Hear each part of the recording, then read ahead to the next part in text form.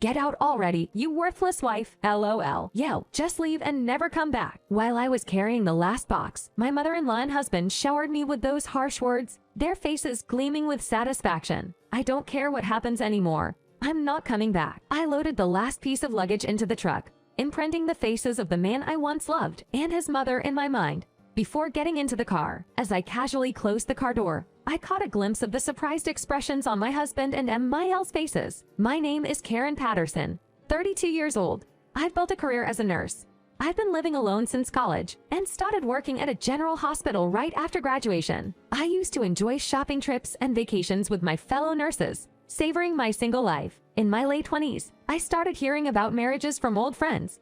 Even though I hadn't been very keen on marrying, I felt the societal pressure building. One day, a guy named Jason visited the internal medicine department I was working in to see a hospitalized friend. I was in charge of that patient, which led me to become friends with Jason. Our relationship continued even after our friend was discharged, and we got married on my 29th birthday. Jason was a regular office worker, so our schedules often clashed. We tried to match our off days, going on drives, and enjoying our newlywed phase. We thought we'd just leave the matter of having kids to fate, and relished our sweet time together. Life was good with work and our newlywed phase until we received a phone call. Karen, I'm sorry for calling when you're so busy. I couldn't reach Jason, so I called you. I slipped and sprained my ankle, and I can't move. Can you come over when you have time? I had lived alone for a long time, so I felt close to my mill, almost like she was my own mother. So after work, I immediately went over to her place. Are you Karen? I'll help with anything you need. She was lying in bed, looking pale, possibly due to the pain. Thank you, Karen. Even though you're my DIL, it feels like I have a daughter now. I'm sorry for troubling you when you're tired. I couldn't leave her in that state. I quickly cleaned the room, checked the fridge, and prepared some meals for her. I used what was in your fridge to prepare some meals. Please eat them once you feel better. I'll come by again. I headed home after that, and Jason thanked me.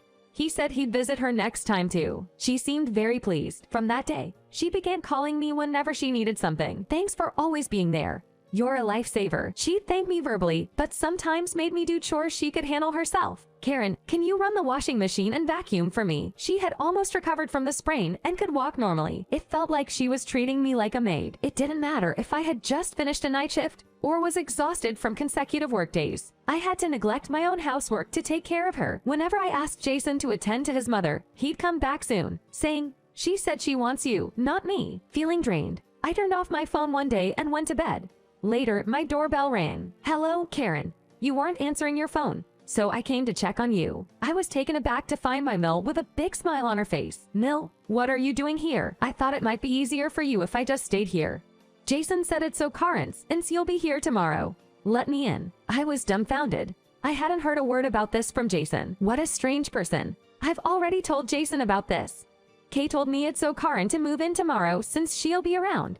Hurry up and let me through. Suddenly being told she's moving into our apartment, I'm unprepared. I haven't heard a word from Jason about this. Oh, looks like this room's vacant. There's no way I can fit in your spacious apartment, and I know the living room is shared. It seems a bit small, but I'll manage in this room. She quickly moved her stuff into the spare 10 by 10 room we had kept mostly empty, planning it for a future child's room. I took that moment to call Jason and confirm. It's fine. After MIL's recent injury, I thought she'd need help. She lives alone after all. She'll probably go back to her own home once she's better. Just bear with it for a bit, he said. It's me who has to deal with this, I thought bitterly, and went to check on my Mill. I heard there's a closet here, so I don't need a dresser, but I did order a bed for delivery this evening. I can't impose that much on you all. She even went ahead and bought a bed without my consent. Such a brazen and inconsiderate woman. I'm so mad that Jason even gave her the apartment layout beforehand. My illusion of her being a kind Mill was completely shattered. From then on, MIL's whims became increasingly unbearable. This dish is too salty. It'll spike my blood pressure. Are you trying to get rid of me by sending me to the hospital? Yay, whatever. I mumbled under my breath, remaking her dish with less seasoning. When I mention I'm busy with work, she rudely suggests I quit my job, become a housewife, and start having kids. Most of her friends have at least one grandchild, and it seems she desperately wants one too. Mill doesn't lift a finger around the house. She only goes out to meet friends or shop. The rest of the time, she's glued to the TV watching Korean dramas. When I come home from work, she's quick to point out everything I did wrong that day. One day it's a dirty kitchen. The next it's trash in the entrance. then a messy living room table. Another day there aren't enough snacks. I'm just trying to teach you to be a good wife, a good mother. A wife who can't do anything will be abandoned by her husband, she emphasized, claiming she's saying all this for my sake. I was exhausted. Jason was of no help avoiding his annoying mother.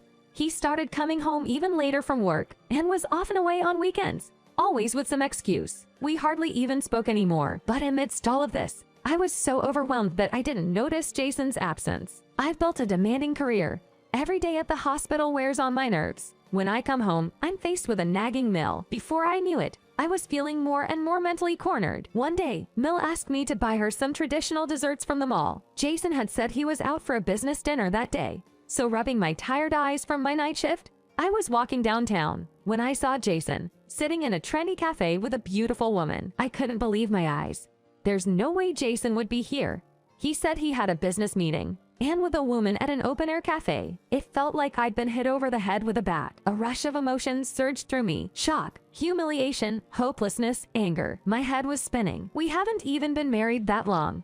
Although I felt numb, my legs carried me to the mall. As I looked for the desserts Mel had asked for, it hit me. His late returns, the weekends away. It was all for his affair. While I was worn out from daily life, he was out enjoying himself. The flames of anger ignited within me. I could see no point in this marriage. I decided to take my life back and made a crucial phone call. 2 weeks later, Mill was shouting, "That worthless wife, just move out already. Just leave and never come back." Jason chimed in. They hurled insults as I packed my things. I finished loading the last box and got into my car. They probably never thought I'd leave without making a scene. I don't care what happens anymore. I won't be coming back. I loaded my belongings into the truck, and as I took one last look at the face of the man I once loved and his mother's, I got in the car. I quickly closed the car door, leaving them looking stunned. Seeing their lost expressions gave me a sense of satisfaction. Now on to a fresh start. With a feeling of relief, I played some upbeat pop on the car stereo and hit the gas. Just half a day ago, I had decided to go through with this. In these 2 weeks, Mill became even more demanding and even started asking for money. "Karen, I want to go to the salon for a bit. Can you give me some spending money?" She hasn't given me a single cent for living expenses. We've never even discussed giving me a bit of money. In fact, I've been the one giving her allowance. "Mill, I can't. Please ask Jason." Jason, who was about to leave the house, jumped up in surprise. "Mom, I just gave you money the other day, didn't I? I'm broke too." "Karen, if you have money to give Mom, why not give some to me?" I had reached my breaking point. I had intended to discuss the issue once all three of us were together, but I just couldn't take it anymore. "Mel, Jason, enough is enough. Let's just end this. I want a divorce. I can't take it anymore." Both of them froze as if they'd been struck by lightning. They probably never expected me to bring up divorce. Their eyes widened as they stared at me. I felt like even if I had 3 eyes on my face, they wouldn't have been this shocked. "What are you talking about? Suddenly mentioning divorce is just a threat. Haven't we been getting along just fine? Sure, we haven't fought. Obviously, since we're never home at the same time." "That's right. We get along so well every day. It's rare for a daughter-in-law and Mill to be this close. My friends always say what a wonderful daughter-in-law you are. That might be true for the two of you. Mill, to you, I'm just a helper with an ATM function. And Jason, you see me as nothing more than a maid. You had no idea how I felt, did you?" Having always taken on every request without complaint, saying yes to everything, my long-held feelings erupted, and the two of them were left in shock, unable to respond. In my anger, once I started yelling, I couldn't stop. Words just kept pouring out. The two of them tried to interject, their mouths moving without producing sound. I then dropped another bombshell. "Also, Jason, you're having an affair, aren't you? With a younger and prettier woman." Jason turned pale and began to sweat. It seemed he was looking to his mother for help. "No way, that's impossible. I only have eyes for you, Karen. I'm so busy with work, and my mom's always around. I don't have time for that." He desperately tried to play it off. Unlike Jason, the Mill didn't seem as flustered. "You knew about it, didn't you, Mill? So it's with your blessing. Just so you know, I've done my research, and I have plenty of photographic evidence. There's no getting out of this." I threw photos of Jason looking intimate with the woman he was seen with, entering hotels, and being affectionate, onto the table. Jason exclaimed, "What the hell? When did this happen? Did you hire a detective? Don't you trust your own husband?" After all the nonsense he'd pulled, expecting trust was just insane. "Calm down, Karen. It's also your fault. You're always busy with work. And you never consider Jason's feelings. Plus, you're 32, right? Younger women are better for having kids. The mill continued with her nonsense. The person who had made me look after Jason during our supposed quality time was this very mill. There was never a romantic moment for us. Not even for a split second. I get it. Neither of you cares about me. I can't possibly continue with the two of you. I was so angry that my whole body was shaking, and I was seeing red. A wife, you can't have kids? I don't need you either. Just get out. Despite her words, the mill acted as though she had the upper hand. I felt so pathetic for having catered to such a person. That's right. She's younger, prettier, and much kinder. And she truly sees me. You're nothing compared to her. If we divorced, I could finally be with her. It became crystal clear. These two weren't worth my anger. I'll show them my thought. I had been thinking of proposing a divorce today, but I had been agonizing over whether it really was the right decision. Once you mention it, there's no going back. As I collected more evidence of Jason's affair and heard the MIL's harsh words, my decision to divorce solidified. However, the anxiety of living without Jason loomed over me. But listening to the constant bickering between the two, my resolve changed to an absolute need to get a divorce. Fine, I'll leave. Just give me a few hours. Jason, the divorce papers are ready. Just need your signature and seal. I immediately called the moving company I had booked earlier, asking them to come as soon as possible. The movers arrived in no time and began to load my belongings, which I had already packed, as well as the appliances and other items I had purchased on my own. They probably hadn't even noticed that I had packed up until yesterday. Even during this process, the two of them continued with comments like, "Get out, you damn woman." All ties. Keeping my urge to retaliate in check, I silently helped the movers.